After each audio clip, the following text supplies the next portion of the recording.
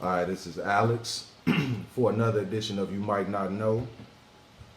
You got Van in the building, Chicago guy, uh, Southside guy, a well-known artist, and throughout the city and throughout the country. To be honest with you, just a few questions for those who might not know who he is or what he actually does, or all you see is the quote unquote Hollywood stuff from the guy.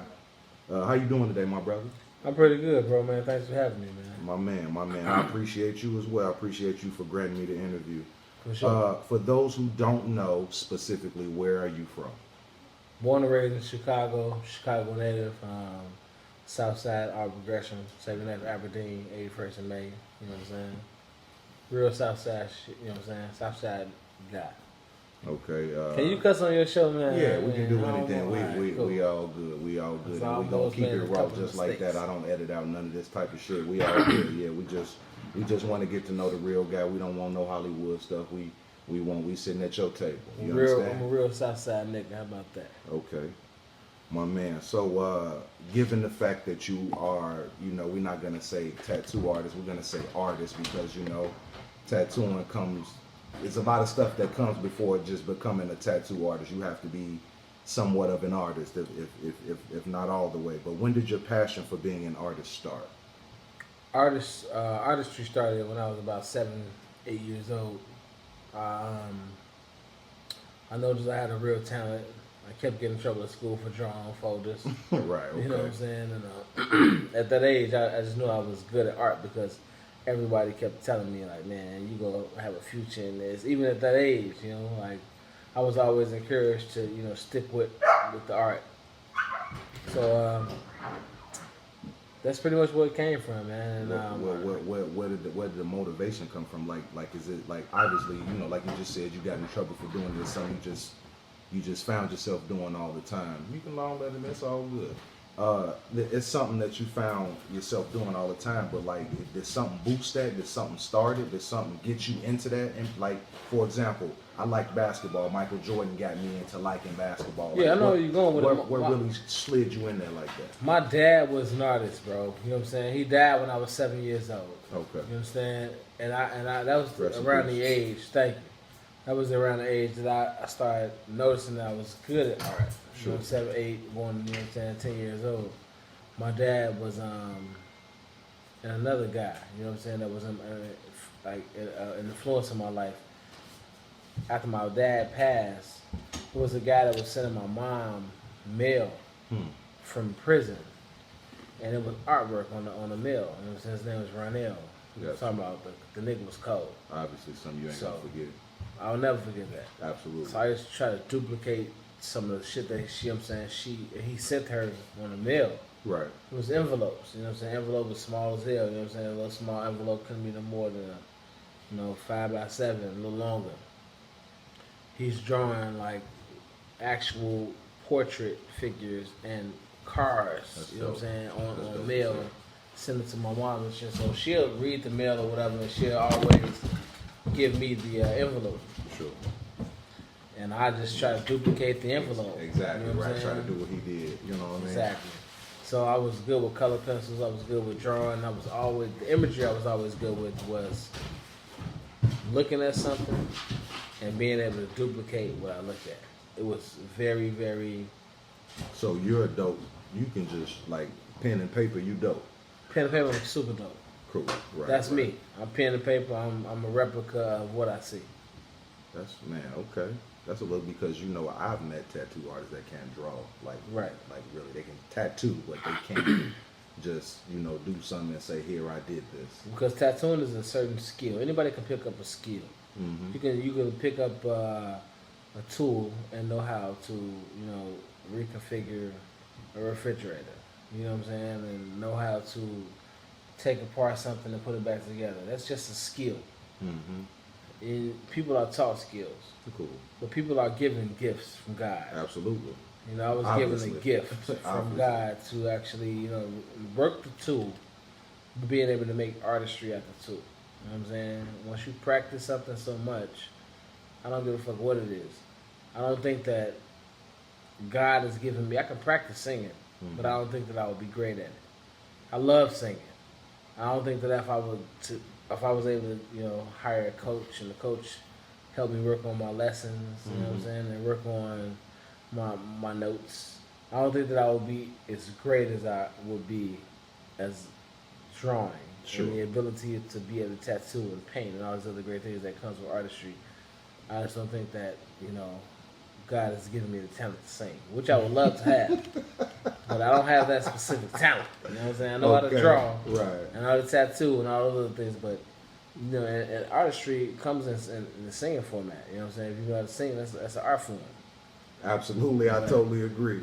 So that's a God-given talent. So piggybacking off of that, loving art and things that come along with art, what made you specify being a tattoo artist? Obviously, we all have lives and we go through shit, and we figure this out and that out and this out and that out. But what was that thing or those things that said, you know what?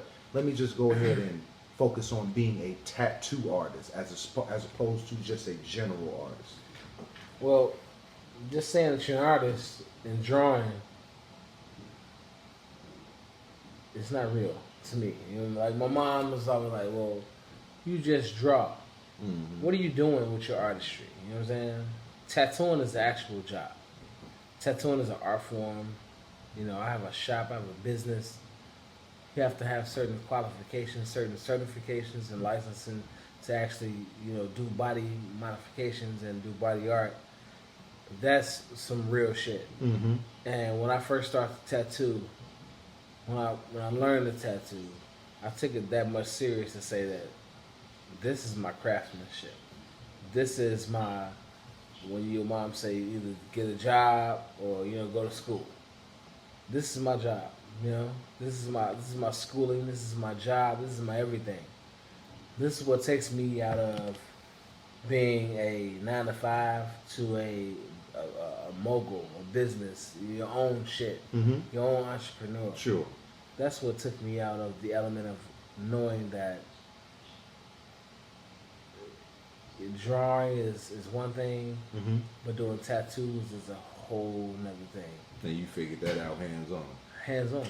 Absolutely. Yeah. So that that piece leads me into my next question. You have a clothing line. Exactly. Can you tell us something about that, please? Well, Chicago is my clothing line. Right. Chicago is derived from someone else's vision, someone else's artistry. But I was able to redefine the meaning of what the clothing line is. It's a long story behind it, but me taking the rights and owning it now and redefining the meaning of what it actually is, it's totally different from where it came from to where it is now. The looks of it, I have different meanings behind the brand. I have different looks as far as what you actually put on your body. I have a cultural look, which is one of the most popular selling, looks of the actual brand. Okay. And the meaning behind the brand is just, being a man growing up in Chicago. Like I'm a black man growing up in Chicago. It's a lot of. Let him in. Give me a second. Let him in, babe. Put him back in the cage.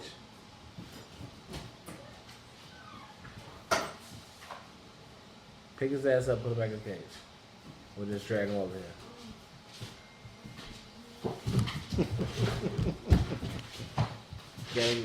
Drag his ass.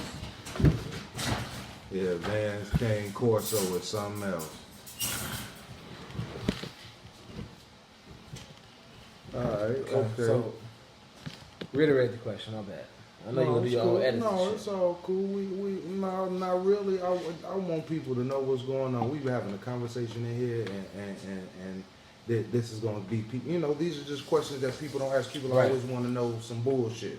So I took a look at certain videos, and I seen you on TV or this state, this particular time frame, or an interview on YouTube or some clips on YouTube. Right. And I done seen you got some nice sneakers, my guy. Yeah. So are you a sneakerhead? Not let you know what. Let me not do that. Are you a guy that likes sneakers? That's the question. I'm a guy that likes sneakers. I'm not a sneakerhead. Okay. So you know what differentiates you from what people deem a sneakerhead?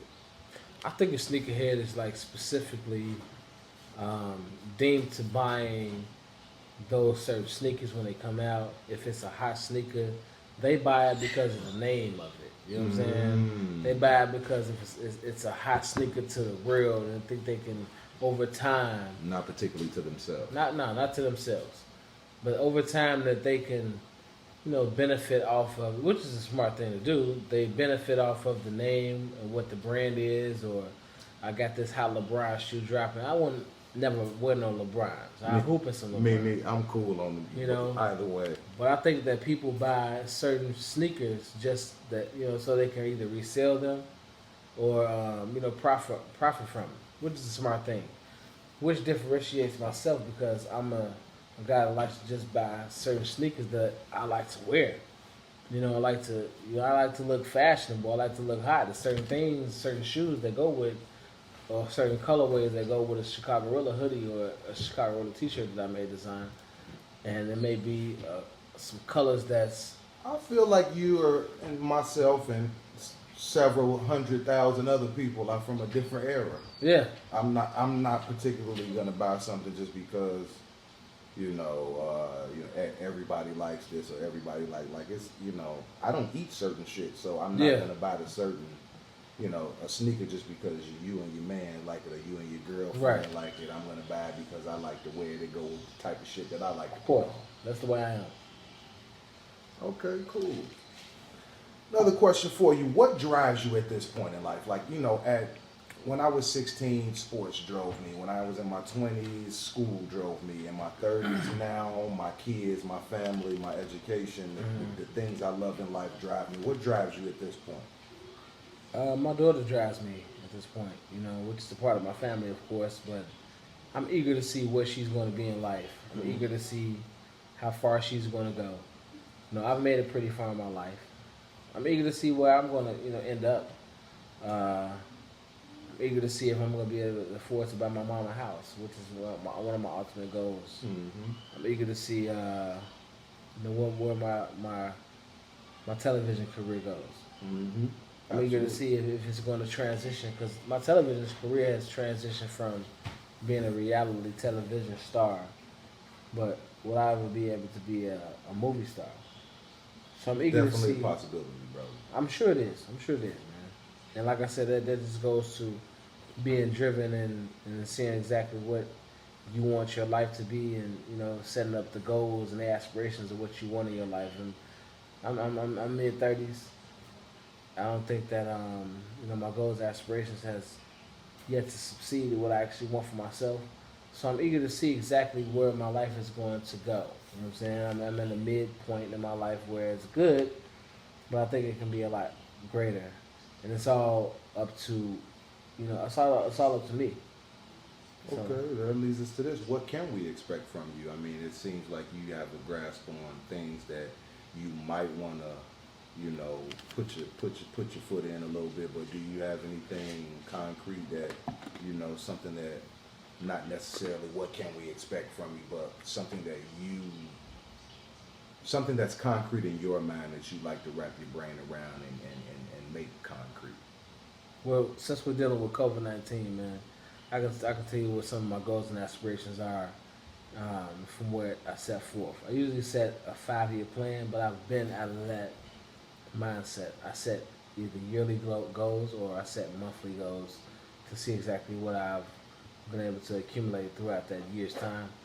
Mm-hmm. I want to create a YouTube channel for cooking because I'm a great cook. You dope? I'm super dope at cooking. My man.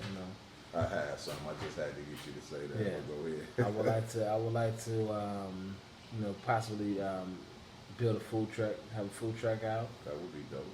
I want to do a lot of things with my cooking because it's an art form. Sometimes my back gets very, weary because I'm bending over and I'm tattooing all day and my eyes become strained. Mm-hmm. that makes me a little bit tired. You know what I'm saying? In my life, I want to grow to the point that I'm happy. You know, cooking doesn't make me tired. Cooking doesn't make my eyes burn, or it doesn't make my, eyes bleed from being weary. Tattooing does. You know, tattooing is also something that I've gotten to a point in my life that if a person doesn't like the tattoo, they can say that I don't like this tattoo and I'm gonna sue this guy. You know, how I hadn't got to the point to say a poor person say I don't like this food, I'm finna sue him because I don't like the taste of it. You know, so once you get to a certain stature in life, man, when you have notoriety and you have cameras on you and bigger, it's a bigger objective to what the people see versus what you are as a human. Sure. I want to capitalize more so on who I am as a person versus who I am as a character. You know, That's and key. I think that that cooking is my next passion, and it's my next individual drive to whereas it can be something great and monumental for me and my family. Number one, because my mom does it, and she's been, the backbone of my life to make me understand and know that this is something that you can grow and make plenty of money off of, and you can still have a life living Everybody to be got comfortable. That don't stop. You got You to know? eat. My mama's not an artist, but in art form, she's a great, great cook, and I would love to give her the opportunity to do something that she loves, and I can build something for us. I don't know what it is, but that's my next mission.